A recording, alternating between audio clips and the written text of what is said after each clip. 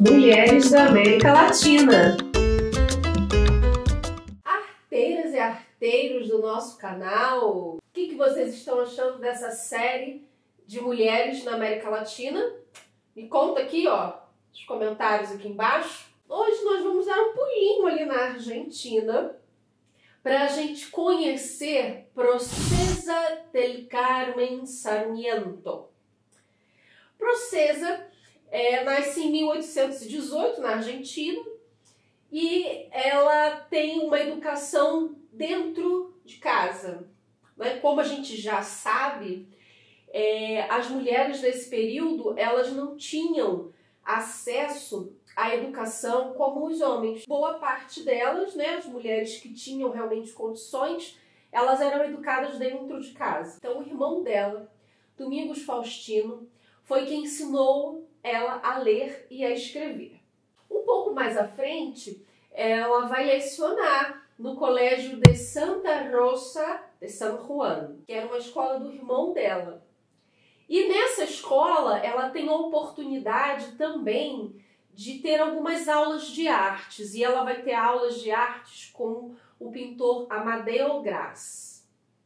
Isso vai ser fundamental dentro da história dela, porque ela vai começar a se especializar em autorretrato. Essa vai ser a grande tônica de Procesa. Então, lá para o final da década de 1820, entra o governo ditatorial de Rosas. Então, ela sai da Argentina, vai para o Chile com os irmãos, e lá eles fundam uma outra escola. Em 1857, Procesa retorna e funda uma outra escola muito parecida com o Colégio de Santa Rosa. Procesa, ela segue... É interessante, assim, a gente está falando de uma linha do tempo, mas é interessante a gente interromper um pouco aqui para poder falar que Procesa, ela consegue a sua visibilidade a partir da educação. Porque é nessa escola que ela faz a exposição dos seus trabalhos e a exposição dos seus alunos. Então ela faz junto essas exposições e a partir desse momento ela começa a ser reconhecida como pintora. Não à toa, ela é convidada a lecionar na Escola Superior de las Niñas. E ela lá vai lecionar aulas de pintura. Essa Escola Superior, Superior de las Niñas, só abrindo um parênteses aqui, para a gente poder entender, é um momento que vai acontecer ali no final do século XIX, aonde eles entendem que as mulheres precisam de uma educação. E essa educação era uma educação voltada para o lar. Então é uma escola onde essas mulheres aprendem a serem mulheres do lar. E tudo aquilo que elas aprendem em relação a artes fica dentro do âmbito privado. No governo de Rosas, foi um governo extremamente ditatorial, surge um jornal. O nome do jornal é La Alhaba. E esse jornal, ele trata exatamente dessa questão entre o público e o privado. Como que as mulheres, tudo que elas produzem dentro do lar, do âmbito do lar, não tem o mesmo valor daquelas obras de arte que se tornam públicas. Eu aguardo vocês na quinta-feira para a gente poder papear um pouquinho mais sobre isso, porque vamos falar sobre esse jornal que tá, ó. Então, Procesa, ela se torna uma das, talvez, a primeira pintora realmente significativa da Argentina, porque é uma pintora que consegue essa visibilidade. Ela consegue sair do âmbito privado.